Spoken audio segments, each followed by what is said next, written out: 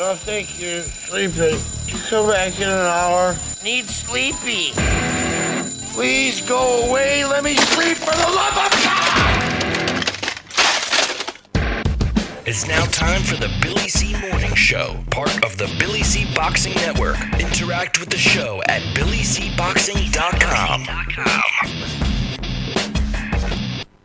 And we're coming to you live from the Billy C. Studios in Lake George, New York. I'm Bill Calagione. It's time for the Billy C. Morning Show. Good morning to everybody. Hope everybody's doing okay today. I want to give a special shout out to our Fight TV viewers. And if you're not watching us on Fight TV, and because you don't get it in your area, fear not, because you can get it on your handheld. That's right. Go to www.fight.tv, fight, FITE.tv/BillyC, and download the Fight TV app today and watch us on your handheld, including your phone. So you could be watching us on your phone right now on Fight TV. Today's show is being brought to us in part by Sal's Neighborhood Pizzeria and Italian Restaurant located in St. Simons Island, Georgia. And speaking of Georgia, I want to welcome a new affiliate that we just took on a couple weeks ago, WGIG AM in Brunswick, Georgia.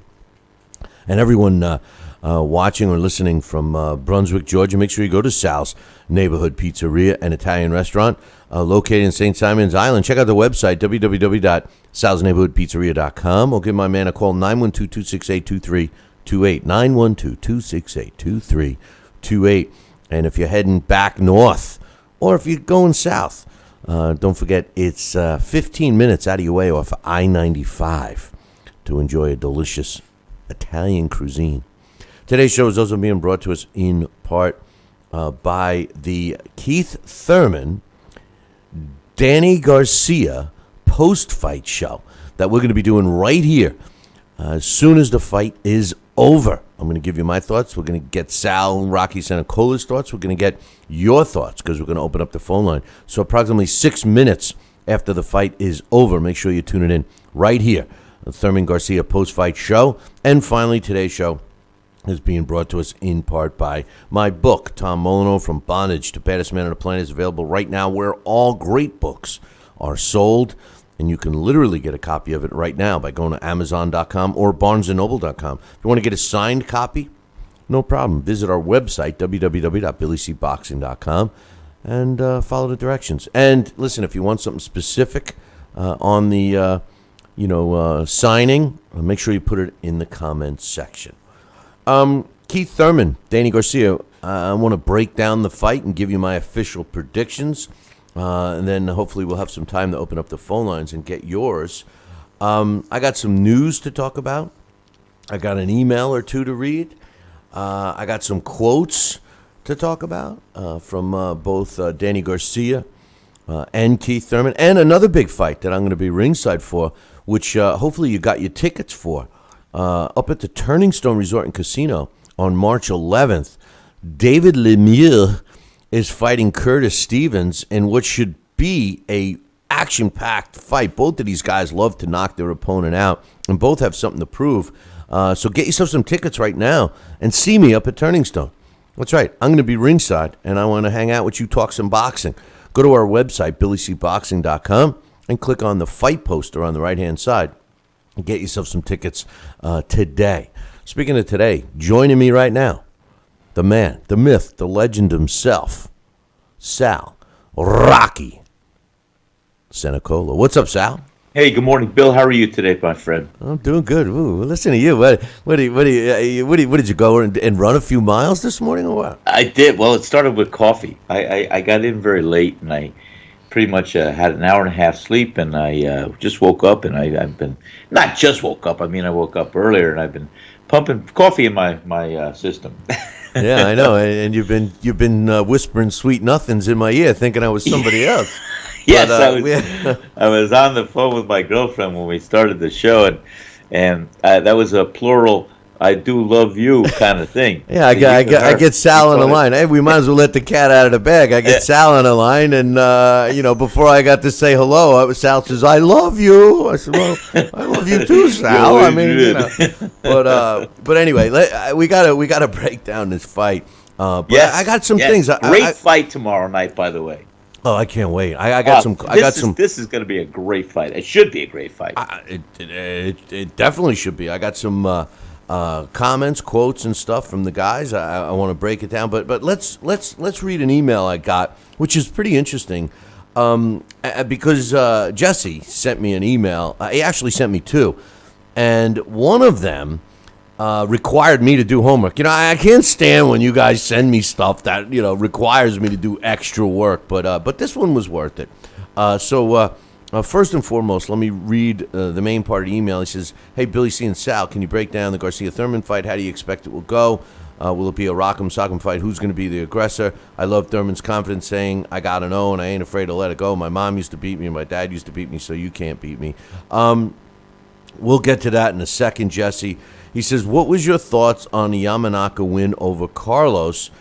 He should fight Estrada or McDonald next, or move to super bantamweight."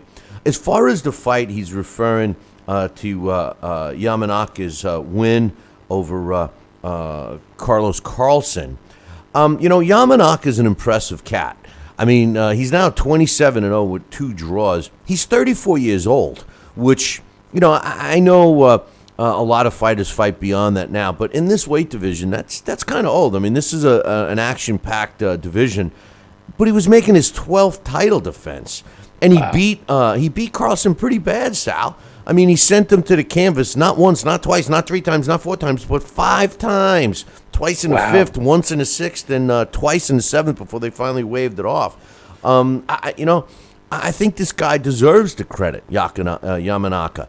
So, yeah, and I don't disagree with Jesse. I think Jason Estrada or Jamie McDonald fight would be great. As far as Carlos Carlson, he's a tough guy, but let's be real. I mean, he was limited, but still, this was a great win for Yamanaka. He says, Bill, I read that Sergey Deverenchenko is going to be facing Kamal Russell. Is this a legit bout? Russell hasn't really fought anybody. The thing about Deverenchenko is simply this. He's 9-0 with 7 knockouts. Russell is 10-0 with 8 knockouts. So when you're just cross that double-digit threshold, or you're under 12 or under 15 fights. I mean, even though all of us, I mean, you and I, Sal, and most of the people involved with this program, we are critical of the cherry picking and stuff like that. But let's be real. You got to give a fighter at least 12 fights before you can start being critical about who he's fighting. So I'm not going to beat up Deverenchenko too much on this particular fight. I do agree with Jesse that Russell, his record definitely looks padded. But he's only got 10 fights. So right. We got I mean, they're both still in developmental stage. This is developmental stage, and he's testing himself. His fighters, his manager and trainer should be testing him, putting him in different oppositions, putting him in with some southpaws, putting him in with some guys that can box, move laterally, move back, come in at you. This is how you round off a fighter. This is what you give him exposure to different experiences. So when he fights a top level, world class fighter, he's going to be ready. He's been there. He's done that. He's seen it. And he's adjusted and he's adapted and he's accomplished being proficient against different styles. Well, the only thing I'll say about Deverenchenko is that, he had that extended amateur career. Yes. And when these guys, the difference between, a guy that fights 50, 60, 70 fights in the U.S. versus these guys from overseas that are fighting several hundred is that they're fighting, world caliber amateurs, and they're seeing every style. So, yes, he's more polished than Russell, but still, I think we can't beat him up too bad. And let's take a look at the fight. It's going to be in next week, I think. Is it next week? No, it might be the week after. I don't know. The last thing that Jesse did was he sent me a link. I very rarely like to look at other links and stuff. Because, you know how the media is today, Sal. So you never know what to believe, right? So, but anyway, they just want to report what they want to stimulate in this news. Exactly. But this particular interview was with a guy that not only do I know personally, but we've mentioned his name we mentioned his name a lot on this show because of the size he was, and he was quite the quite the warrior in the ring, and I'm talking about Iran the Blade Barkley. And Jesse sent me a video of Iran the Blade Barkley in Gleason's gym in Brooklyn, and he was asking him about some of the things that we talk a lot about on this show. Comparing his era, Iran Barkley's, with today. And, of course, Iran said that he was asked if any of these guys, any of the welterweights today, because obviously the discussion is the Thurman, Danny Garcia fights, is any of the welterweights today could have beat any of the welterweights in his era. Iran Barkley's answer, no. He said they wouldn't have. Then he went on to say about the middleweights, because obviously Iran fought in the middleweight division. He says, does anyone in the middleweight division, including Triple G, could they have beaten anybody in Barkley's day or, in the 80s and stuff? Iran Barkley, you know what he said, Sal? He said no. He did. Pretty good guess. Good guess. You had a 50-50 there. He could have thrown you. He could have thrown you the. Because you know what? The core level, I empathize with him. I could see him because, Triple G's a great fighter in any era. But, when Barkley was fighting, even when I was fighting, you had world-level class contenders, 10 at a time, that could have been champion in any other era. Well, you had a 50-50 shot at that. He could have said 50-50 odds as well. He could have said, he could have said yes. He could have said no. He could have thrown us a maybe, But he says, and you're right. He said no. But he went a step further. Iran the Blade Barkley said he would start off chasing Triple G. He said, I'd start with that guy first just to show. And it got me thinking. And oh, by the way, Iran Barkley predicted that Canelo will beat Triple G. He said that Canelo's fight against Mayweather really turned him into a smarter boxer. And he feels that because of that fight, Canelo will beat Triple G when and if they ever meet. But it got me thinking, Sal. And as humans, over the years, and especially if you look at the last, relatively soon, the last 30 years or so, we have definitely gotten bigger and stronger, physically. We know how to train. We know about supplements. Everybody takes performance-enhancing drugs now. Oh, no. Did I say that? Oh, no. I didn't mean that. But, we definitely have gotten bigger. If you look at all sports, the players on football and baseball and basketball are all bigger. They're stronger. They're faster. All of this stuff. But you know where I think, and you're going to love this because I'm sitting there, and I'm saying to myself, yeah, of course, we're bigger, we're stronger. But Iran's right. We're not as good. And you know why I think so, Sal? Because we may have gotten bigger and stronger physically, but I think as a society, as humans, we have gotten weaker mentally. And I think that the mental weakness that the humans are showing now is the result of what we see. The cherry picking, the afraid to lose the O because they want to make the money and all of this stuff. What's your thoughts?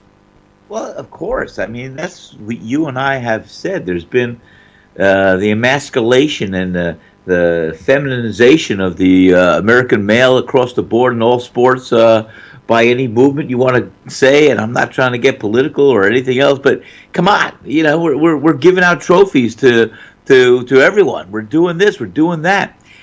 We're talking about an era that I was so proud and humbled to be in, where I'm still a fighter. In my heart, I'm still a fighter. And I'm going to be the best and try to tackle and try to accomplish anything I put my mind to. And be the best and win at anything. And that's how I look at life. It's a fight. It's every day. They say they say the same stuff today. But they do. I don't think that mentally, I don't think and I'm not pointing fingers at any specific fighter. I just think all of humans are not mentally as tough. Let's face it. Nowadays, everybody's suffering from depression. Everybody says, come on, what? The doctors have a whole medicine cabinet to give you a pill for anything. I know. I ripped up my knee instead of toughing it out. Bill, and this is sad, and I should be embarrassed to say this. I have not been to a doctor. Not even for anything. Since I got my full physical to get my boxing license back in 2012 for the 2013 comeback fight I did. I haven't even gotten a physical. I don't take any medication. Don't do anything.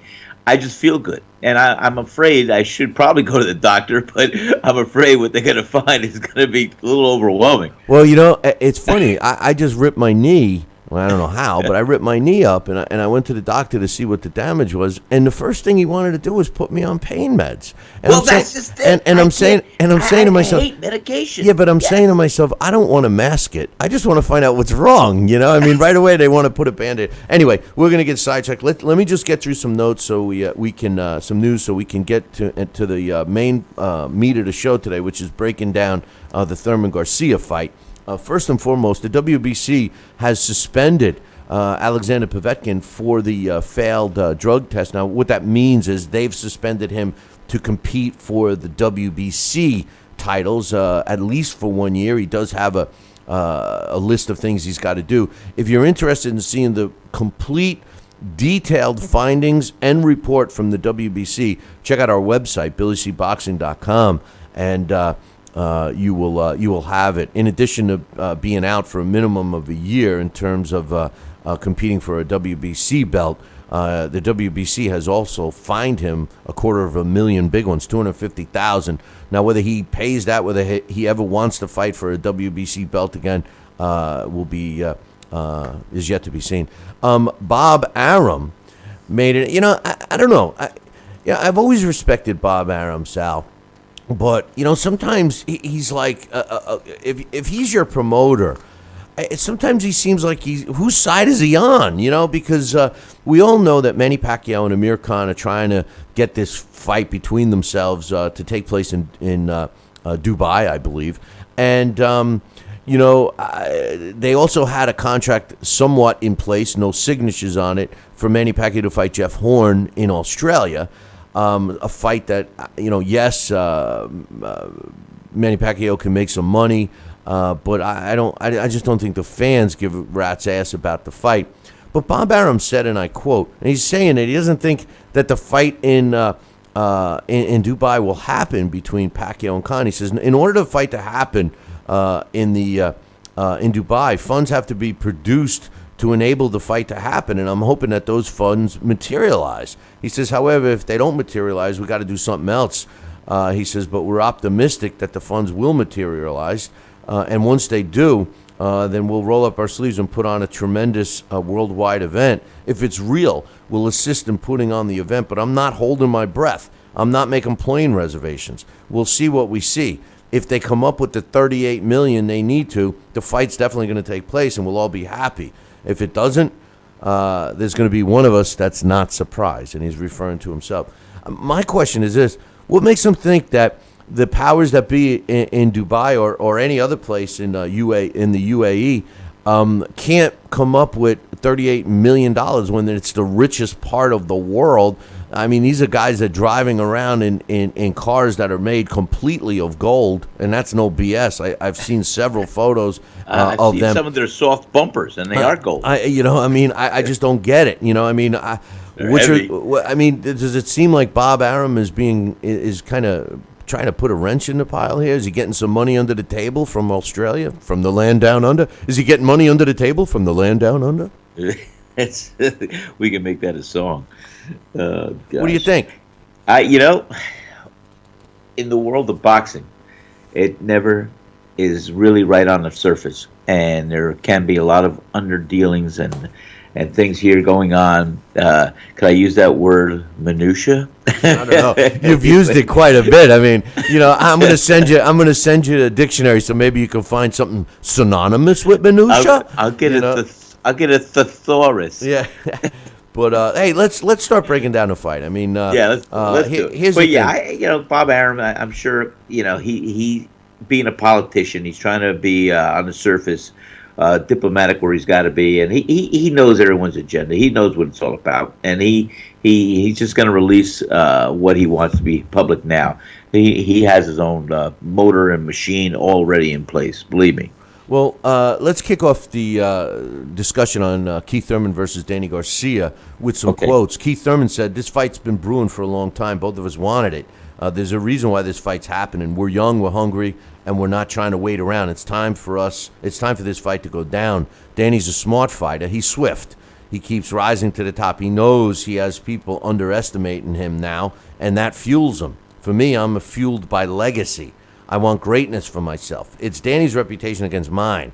We're both prideful fighters. You're putting two of the best together. He wants to prove that he can be a unified champion in a couple of divisions, and I've been waiting for this opportunity to get fights like this. I want to show how and why I'm better than my competition. Saturday is my platform to show the world how great of a champion I am. Danny does look ready, but I stay true when I look at you. His eyes wander, so I wondered a little what that means. What really matters is how this fight starts. You'll find out if the fighter carries momentum or if it shifts. What happens when we land our first big punches?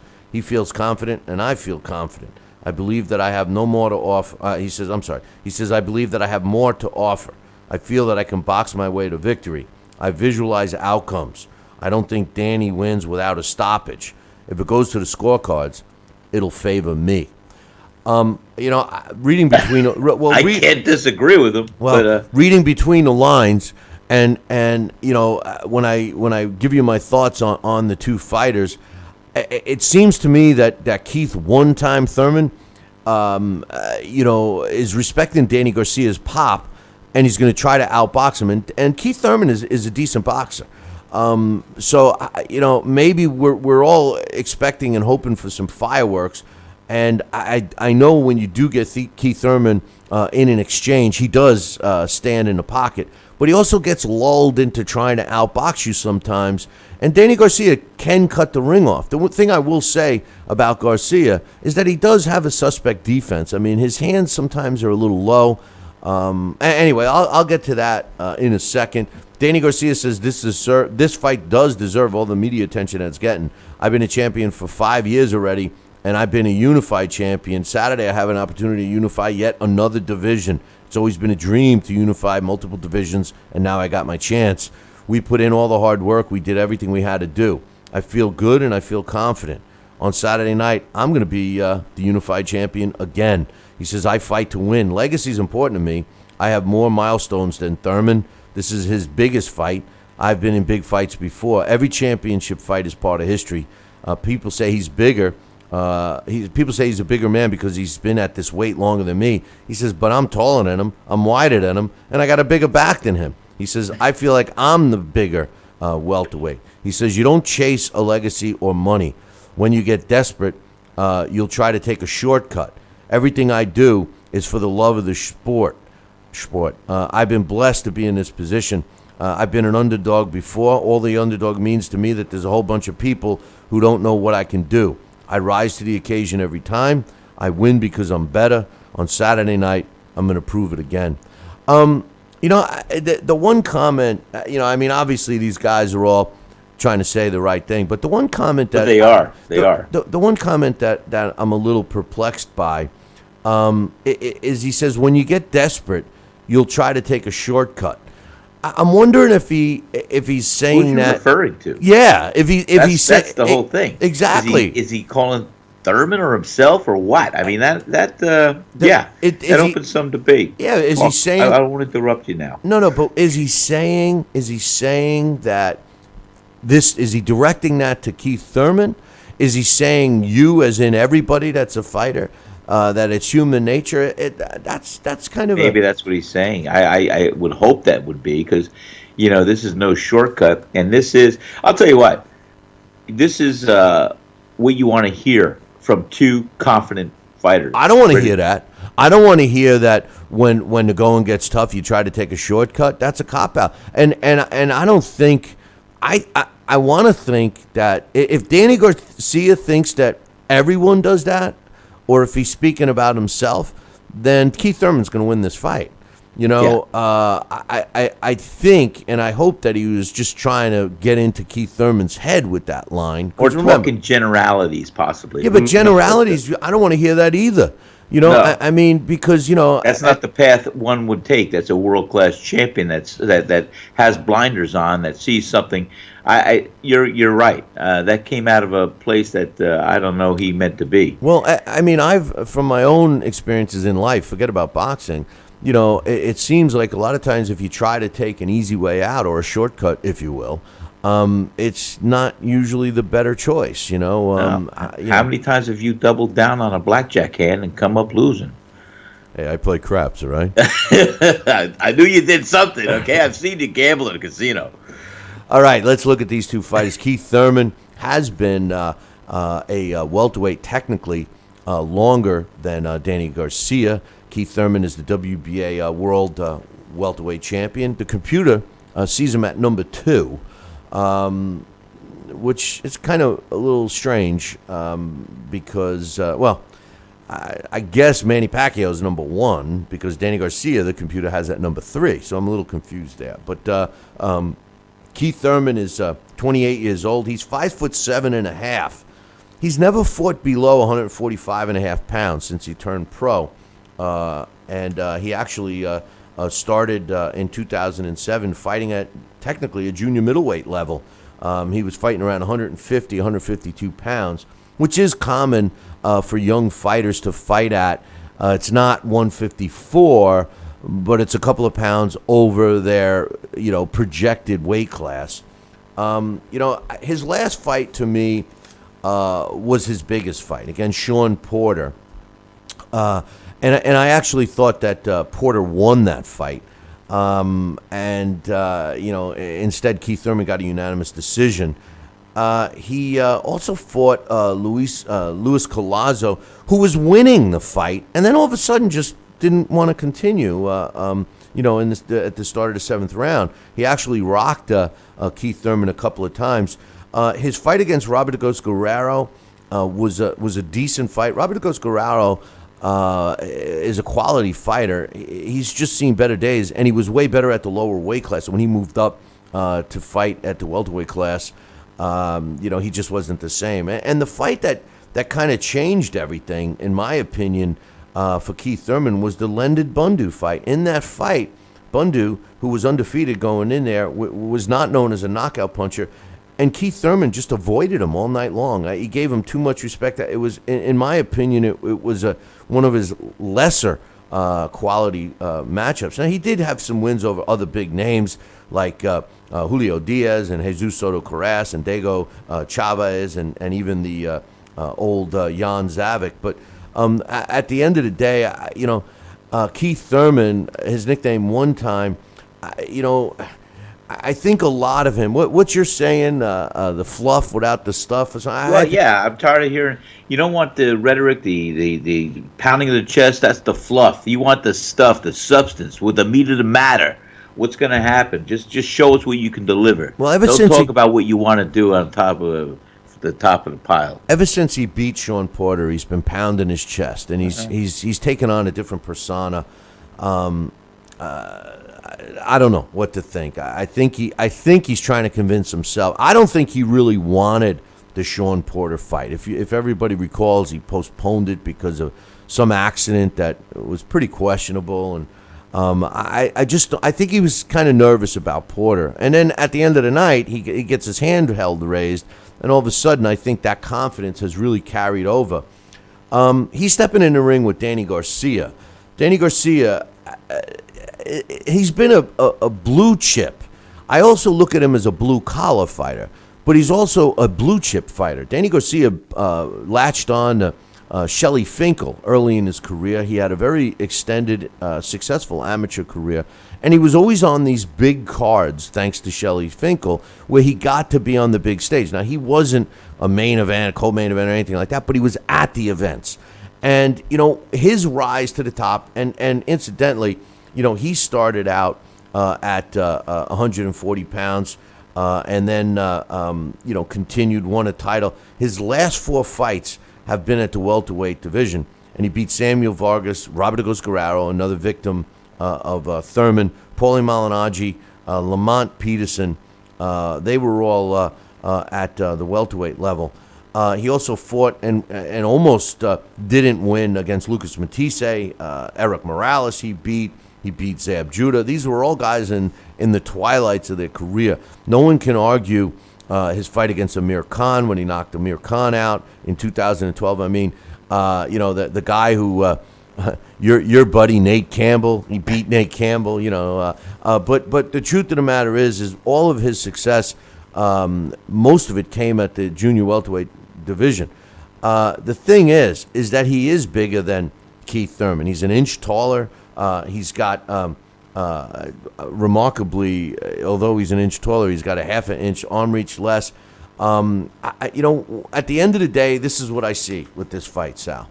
I see Danny Garcia as a guy who's what I call a compact fighter. He likes to fight inside. His defense is suspect. I see him trying to finish off Keith Thurman. He gets a lot of flack in the corner with his pops. Everybody knows Angel Garcia is off the he's off the charge. I mean, he's over the top. How Danny can cope with that, I don't know. He's a fundamentally sound fighter, except for that defense. I don't like the way he holds his hands, Sal. He keeps him down a little bit, and I think that's perfect for Keith Thurman. Keith Thurman, when he does want to box, he can box. He's got some speed, and of course he's got some power. I think what's going to happen is I think Keith Thurman is going to wait to counterpunch Danny Garcia and take advantage of Danny's suspect defense. If Danny Garcia can withstand the power punching of Keith Thurman, I think Danny's going to come out on top. If he can't, you're going to see Danny Garcia get stopped and lose for the first time in his career. How do I officially think this fight's going to go? Well, a lot of times I have a tendency to go with my heart rather than what I think is right. And as much as I like Keith Thurman, and I don't like the kind of guy he's become. I don't like the pounding of the chest. I really don't. As much as I think he's talented, and the two trainers are a tale of two different personalities. Angel Garcia is a whack job. Danny lets his pops do all the crazy stuff, and he stays quiet. It's the reverse in Thurman's corner. His trainer doesn't say a word. Keith Thurman does all the yapping and stuff. My heart says to go one way. My mind says that Keith Thurman's power is going to prevail. But I have a feeling, and I think that the experience that Danny Garcia has had in the big fights, even though I think their level of opposition is very similar, if you factor in the fact that Danny Garcia has fought a lot of these superstars in the twilights of their career, I'm going with the upset here, Sal. I'm going with Danny Garcia. I think Danny Garcia is going to rock Keith Thurman, and I think it's going to cause Keith Thurman to back away. The big thing that I'm going to be keeping an eye on in this fight is to see what kind of punch output Danny Garcia does. He has a tendency to get kind of lazy in there, and it's all going to boil down to the training. Keith Thurman, is he believing his own press clippings? Is he going in there underestimating Danny Garcia? I don't believe that Danny Garcia is underestimating Keith Thurman. I think it's going to be an exciting fight. I think it's going to start off a little slow. I do. I think the fight's going to start off a little slow. But I do think it's going to end up being a rock'em sock'em type fight. I think Danny Garcia is going to need it to be that, and he's going to roll the dice to see if he can withstand the punches of Thurman. And I think that Thurman is going to try to outbox Danny, but he's going to get pulled into a firefight, and he doesn't do that bad in firefights. Watch out for Keith Thurman counterpunching and connecting with Danny. But my official pick in this fight, Sal, is Danny Garcia. How do you see it? I'll tell you, Bill, I couldn't have said anything better or what my heart feels about this fight myself. I mean, I saw a lot when Keith Thurman fought Sean Porter, and it was a great fight. We know it was one of the best fights of last year. And Keith Thurman did prevail and come out the victor there, but there were moments that I thought Sean could have capitalized on that he was unable to do so, and that's what gave Thurman the edge in some of those exchanges and when they were close toe-to-toe. I don't know if Keith Thurman is going to be ready for the pursuit of Danny Garcia cutting off the ring and moving with some hands moving and punching. And I think Danny's got some good firepower that I feel he may catch Thurman and throw Thurman off his game. and Plan B is going to have to be available for Thurman to keep in the fight, because I think Danny Garcia is going to be very strong in there. And Keith Thurman, you're right. He's going to outbox him. He's going to try and move. He's going to try and catch him on the outside. He's going to exchange some good opportunities inside. But I too see that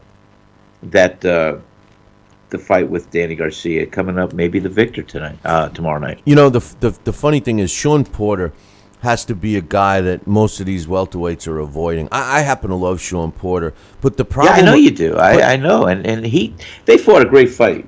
Great fight. But the problem with Sean Porter is his punching accuracy. Sean Porter... Well, that's what I was referring to. Yeah, like his punching accuracy is like lightning. He doesn't know where the next punch is going to land. If he was able to harness that, I think that he would do a lot better, and I think he would have done a lot better, even though I thought he eked out the fight against Thurman. I think it would have been more in his favor.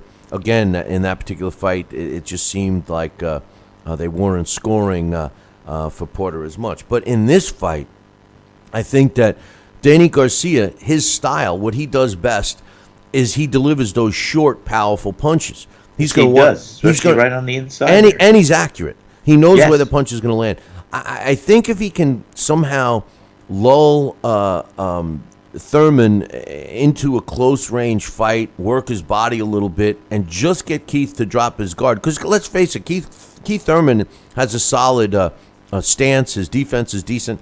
I think what I would try to do if I'm Danny Garcia is I would try to get Thurman waiting too much for Danny to make a mistake. If Danny can press the action, if Danny can come out and press the action and take it to Thurman and have Thurman, on his heels, because if Thurman's waiting to counter punch Danny Garcia, the best thing I think you can do is make him continue to wait and wait and wait, and all that time he's waiting for his opportunity.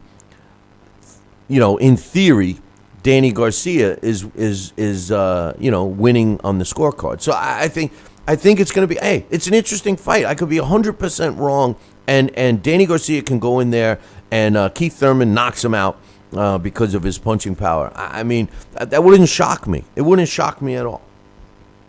I know. Good point all across the board. It wouldn't shock me, but this is a good fight on paper, and we're going to see a great fight in the ring. Well, the bottom line is that I think it takes more from a fighter to win a fight than to believe the press clippings and pound their chest. And I don't think, Deontay Wilder proved it. If whoever watched the fight with Deontay Wilder, and like I've said many, many times, a win is a win is a win, and he got the win, and he got the knockout win. But anybody that watched that fight knows that he's not the best heavyweight. As far as Keith Thurman's concerned, he very well may be the best welterweight out there. But I think that this fight would define it, not previous fights. So the pounding of the chest, I think the reason why Keith Thurman does it is because he's trying to convince himself. And that is a sign that if you're trying to convince yourself, that's a problem, at least in my opinion. Yeah, well, we'll see. He, like I said, both fighters are saying the right thing and telling the fans what we want to hear. And it's going to be, let's see if they could just put their fists where their mouth is. And then we'll answer all the pounding of the chest and see whose chest can endure.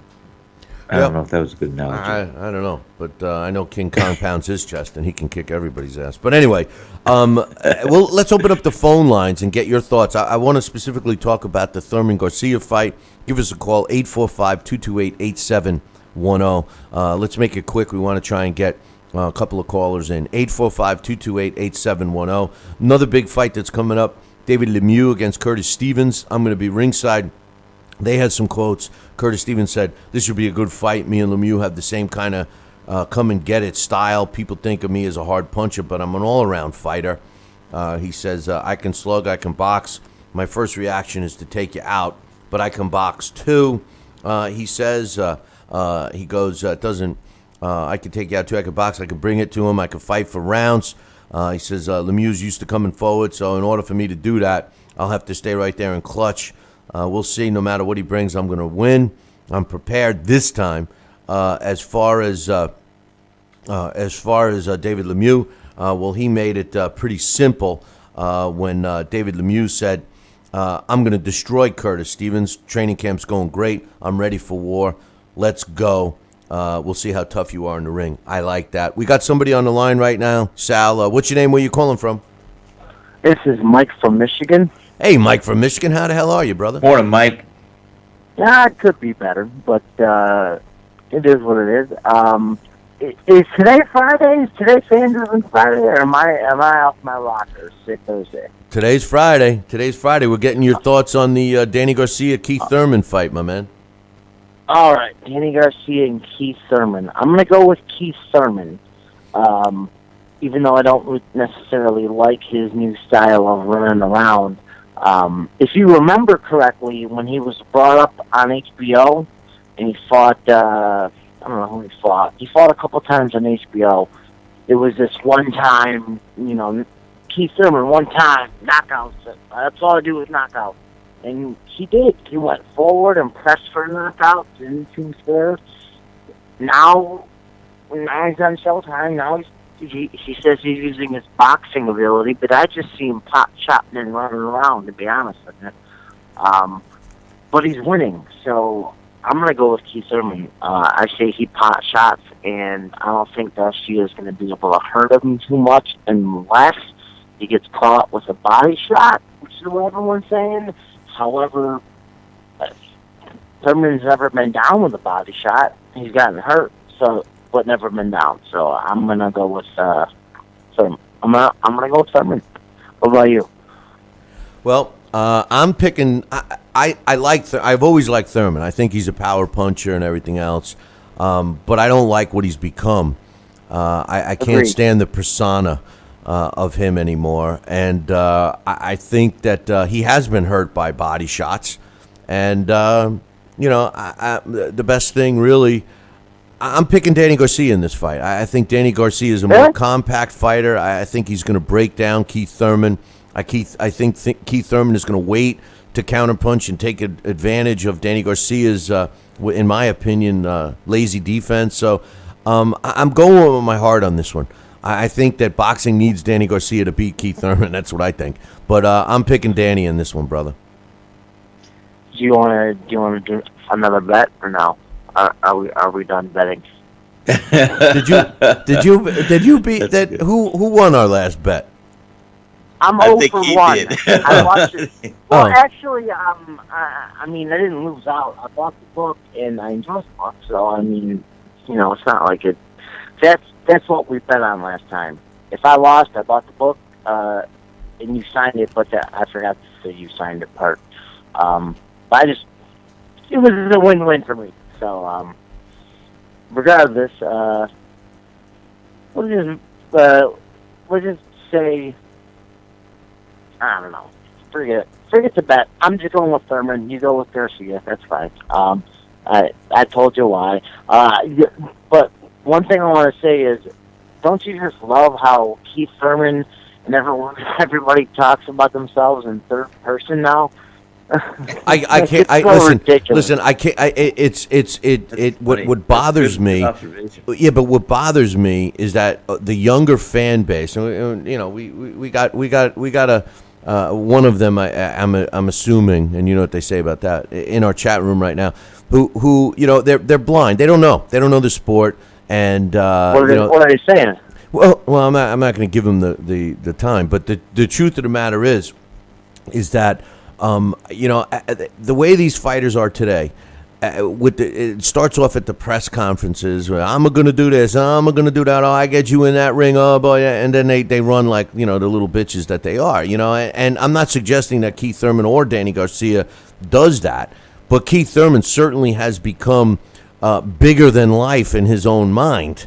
And I think that it all stemmed, like I said earlier, from the Sean Porter fight. I thought that he was afraid of Sean Porter, and once he beat Porter, it was like a sigh of relief. And since then, he has been pretty hard to deal with. I think, that's just my opinion. I like the quiet guy that lets his fist do the talking in the ring. That's what I like. So, Absolutely. and honestly, I just think that in this particular fight, I'm going for what I hope happens, because I do think that Keith Thurman hits harder than Danny Garcia. And I was always a big Keith Thurman fan, but I'm just going for what I feel might be better for the sport, and that's a win by Danny Garcia. Gotcha. Keith Thurman, knockouts for life. Keith Thurman, your boy, got this. He kind of has a list like Mike Tyson, and I just can't stand how he talks about himself in third person. But what about dad? What about Garcia's dad? Do you have any thoughts about the racial slurs and everything about that? I think it's totally uncalled for, and I can't stand it. But here's the difference: Danny Garcia is and don't. I hope nobody takes this wrong. I'm not suggesting for a minute that I agree with what Angel Garcia has done or will do or anything. But Danny Garcia kind of lets his father absorb that and deflect all of the stuff that I'm able to say about Keith Thurman that I can't say about Danny Garcia. Keith Thurman is putting that on himself, similar to what David Haye does. David Haye is a joke. He's fighting too this weekend. He's a joke. These guys that pound their chest, that don't back it up. Deontay Wilder is a guy that spearheads my pound in the chest campaign, and the reason isn't because I don't like Deontay. I think he's a great guy, and if he was as talented as he thinks he is, he would be great for the sport. The problem is you can't pound you beat up a Girl Scout selling cookies and pound your chest that you just kick somebody's ass doesn't prove you're tough. So hey, Mike, listen, we got some other callers calling in. I just wanted to take some calls before we pack it in today, but I appreciate it. I hope you listen to our post-fight show this weekend. Billy, I'll be listening to you. Sounds good, brother. Hang in there, kiddo. Take care, buddy. We'll see you. All right, man. Take care. Thank you. Hi, Sal. And goodbye, Sal. Have a great day. Mike says, hi, Sal. Goodbye, Sal. But It's okay. phone line is open. I know several of you were trying to call in. I did want to try and get a couple of callers, 845-228-8710. I just want to be perfectly clear with my opinion on the Keith Thurman chest pounding thing. I'm not taking anything away from Keith Thurman's ability inside the ring. I'm not.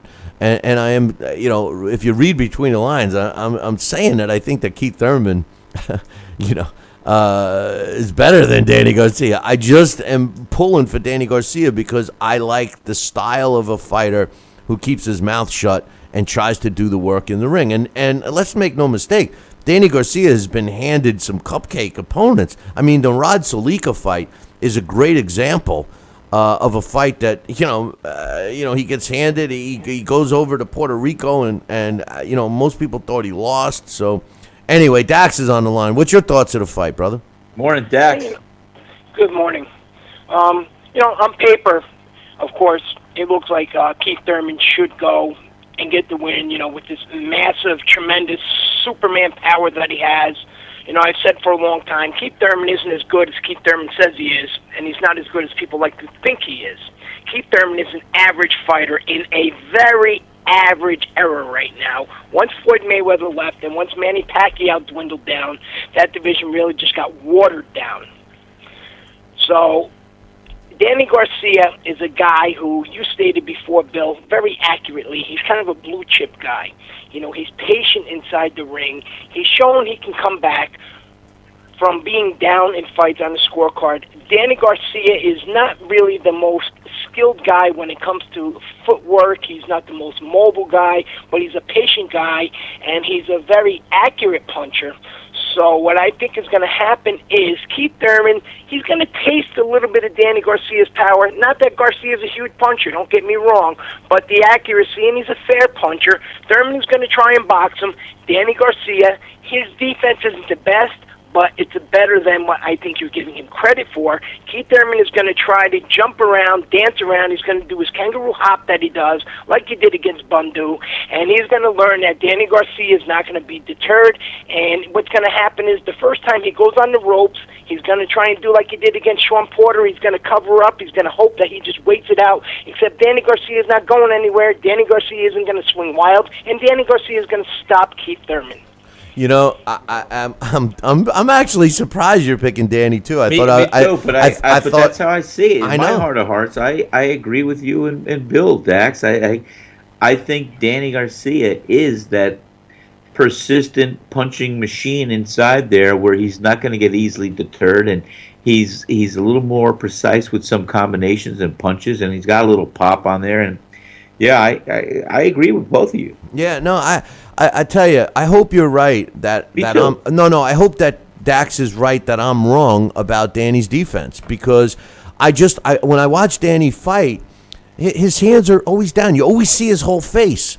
You know, a lot of times when you see a whole fighter's face from top to bottom, their hands are slightly too low. You know, a good defensive, and Keith Thurman actually has a pretty solid stance. The problem, I think, with Thurman is that he showed in his last fight that he's susceptible to body work, and I think that's right up Danny Garcia's alley. Right up his alley. You know, so I don't know.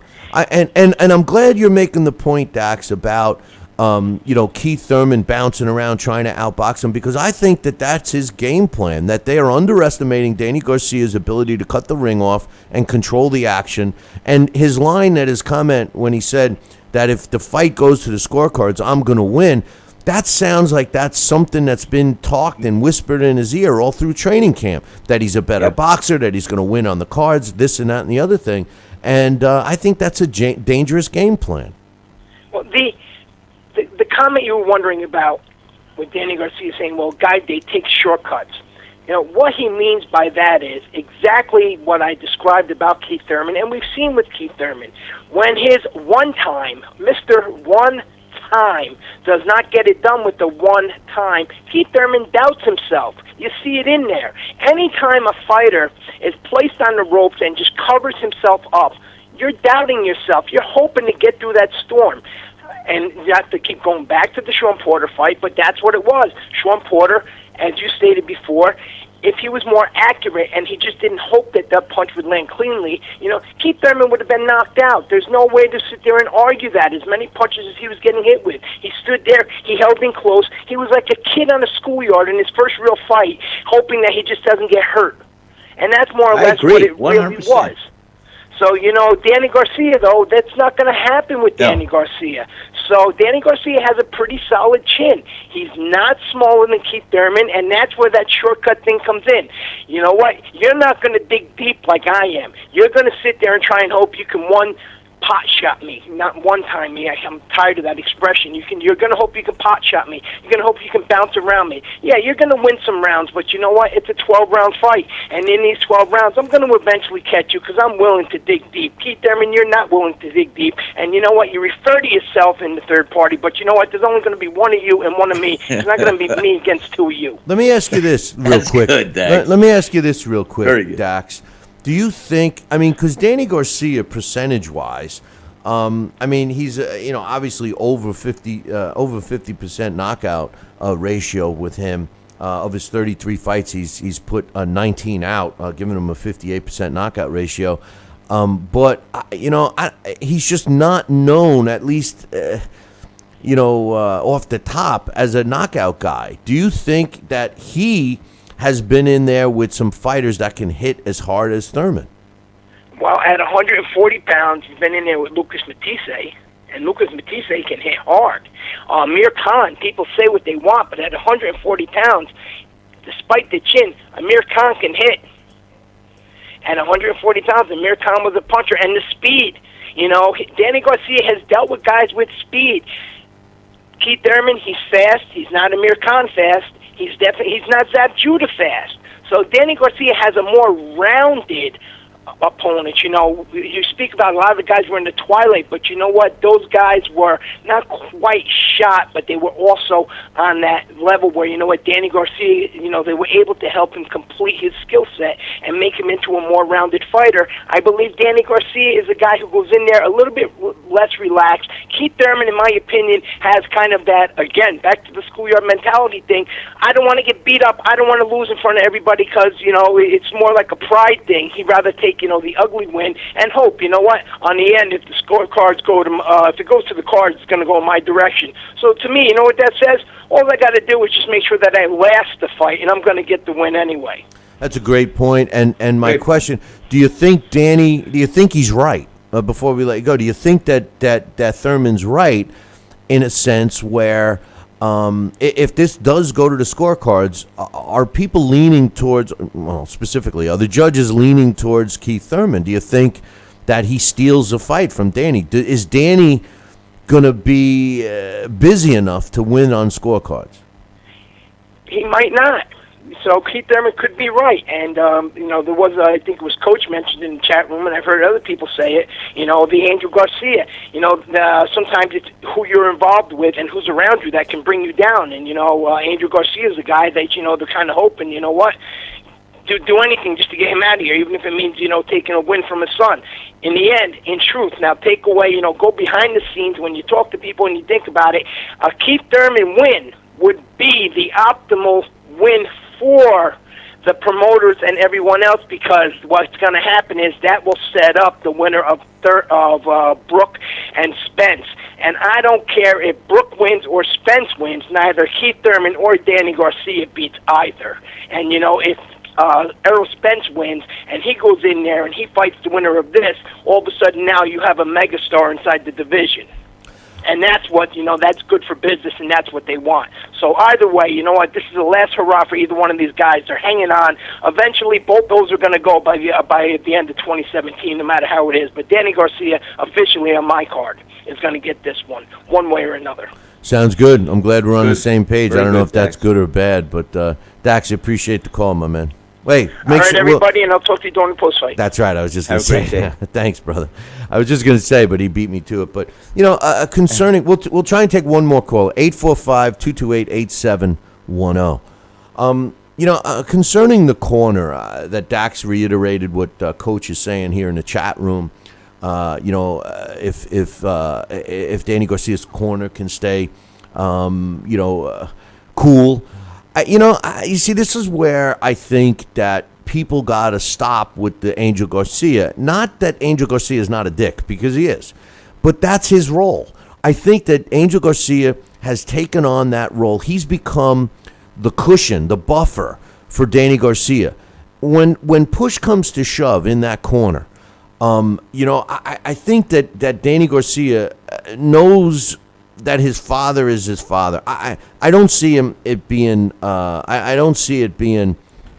bad as people say. We got one more caller on the line. What's your name? Where you calling from? Hey, Dexter from New York. How are you? Hey, what's up, man? How you doing? Hey, good. How are you? Hey, Sal. How are you? Good morning. What's your thoughts on the fight, brother? So I'm going with. I agree. It's a 50-50 fight. But I think I'm leaning towards Keith Thurman. I feel like in order for Garcia to win, like the one thing that one of the things Garcia does very, very well, if anything stands out about his skill, is that left hook. And he'll kind of remember the left hook that Tarver knocked out Roy Jones with, where Tarver closed his eyes and launched? I think that's what Danny Garcia is good at. That's what he caught Amir Khan with. That's what he caught the other guy, Morales, with. He'll literally close his eyes and launch the left hook. And I think that's what Keith Thurman has to. If Keith can get it past that left hook, I think he'll be okay. Well, you make a great point. Keith Thurman is a good fighter. It just seems to me that I think he's going to wait to counter a punch, that specific punch. I think he's going to wait, and it's all going to boil down to see who's busy. I don't know. I'm going with my heart on this one, and obviously. But also another thing too. I feel like I've never seen. I feel like whoever wins this fight is going to win going forward. But I don't know, because actually, hold on, let me back up for a minute. Thurman proved to me that he could win a fight moving forward or moving backwards. Because Sean Porter was backing Keith Thurman up a lot in the fight, and Keith Thurman did, he was fighting on the ropes. Keith Thurman, that was like I think that took some life out of Keith Thurman. That was out of both guys. That was a dog fight. Danny Garcia fights in one direction. He fights going forward, and if you back up, you're likely to lose. So I feel like Keith Thurman, if he's being backed up, he can fight while he's being backed up. He can fight going forward.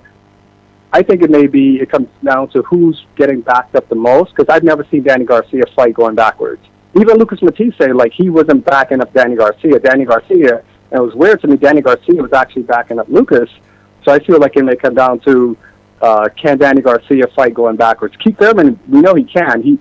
People say he's been running the last couple fights. I don't necessarily disagree, but he's been winning his last couple fights. If he's running, then he's backing up, and he's winning the last couple fights. So that's how I'm seeing it. But I kind of feel like New York is Garcia's home turf. I feel like I just hope it doesn't come down to like something like where because I don't think Keith has fought in New York, right? No. I know Danny has fought there a couple of times. So if anything, if it goes to the decisions, like who does Al Heyman want to be his star? It may come down to that. The PBC, Al Heyman. Does Al Heyman favor Garcia? Is Garcia more marketable? Is Keith Thurman more marketable? Danny Garcia is in New York, quote unquote, the New York fighter.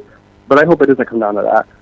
One thing I want to ask you before we let you go. Now you make some points, and I want to get your quick thoughts on Keith Thurman. Keith Thurman in his comments and his actions, he's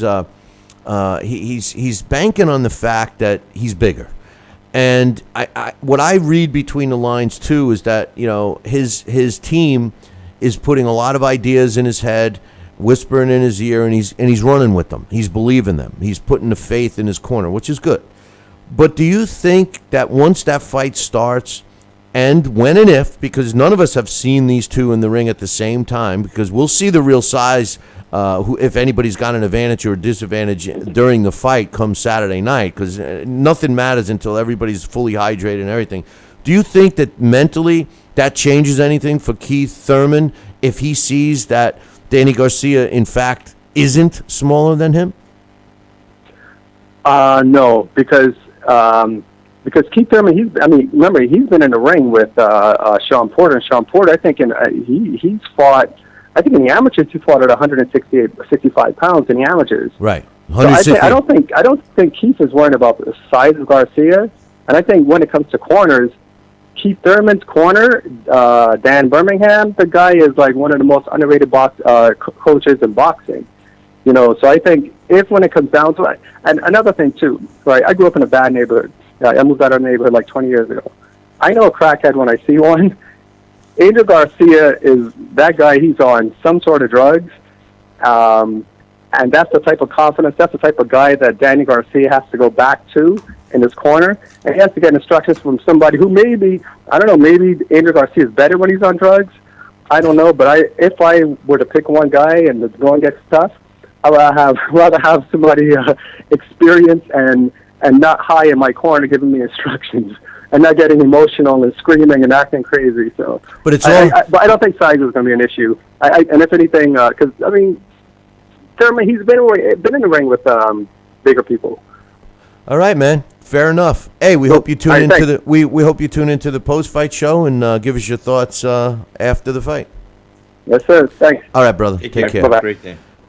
Some great points from everybody today, Sal. Yeah. Listen, my point about Angel Garcia in the corner and his crazy antics and stuff, Danny's used to it. It's obviously a soothing thing, Yeah, and it works. It works. And you know what? If he wasn't successful, then you look at some of the reasons why. But the guy's successful, and you got to look at some of the reasons why. Wow, the funny thing is that he's right. Dan Birmingham is an extremely underrated trainer. He is good. He's very quiet spoken. He's a serious guy. He's focused. But I think a lot of that has to do with, his his powers of mind manipulation, and I think he's very successful at getting Keith Thurman calm, cool, and collective with his thoughts, and have him believing some of the things that Dan Birmingham has told him over the last couple of years. And I think that's what we hear from Keith Thurman when he says things like, I'm bigger, I can outbox him, I'm this, I'm that, I can win on the scorecards. These are all things that Dan Birmingham is telling him. And although I agree and like that Keith Thurman, and you know what, Keith Thurman, the Keith Thurman that I met and watched spar and train in Florida, is not the same Keith Thurman. At least the persona is not the same Keith Thurman. Now, whether Keith Thurman needs to be the way he's acting now, to give himself confidence or whatever, we'll see on Saturday night. But I am anticipating a great fight from both these guys.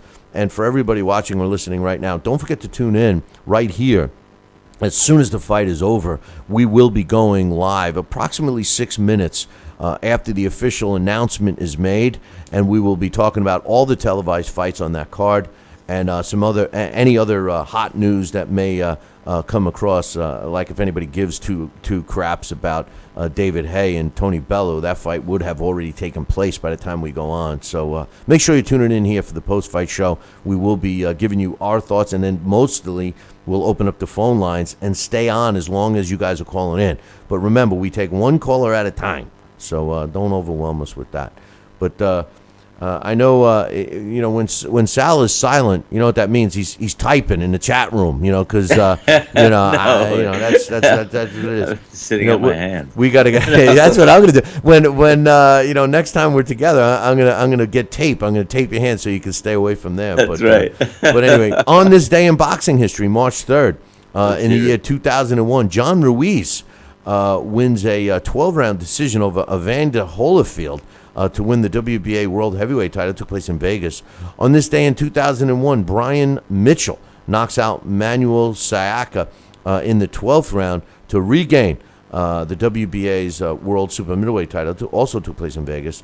On this day in the year 2000, Felix Tito Trinidad knocks out Fernando Vargas in the 12th round to win the IBF and retain his WBA World Junior Middleweight titles, and that took place in Vegas. On this day in 1970, Ismael Laguna knocks out Mando Ramos in the 10th round to win the World Lightweight title. It took place in Los Angeles, California.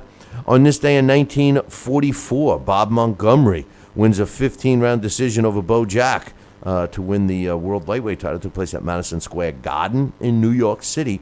And finally, on this day, March 3rd, in 2012, Vladimir Klitschko knocks out Jean-Marc Mormac in the 4th round to retain the WBA, WBO, IBF, and IBO World Heavyweight titles, and that took place in Germany on this day in 2012.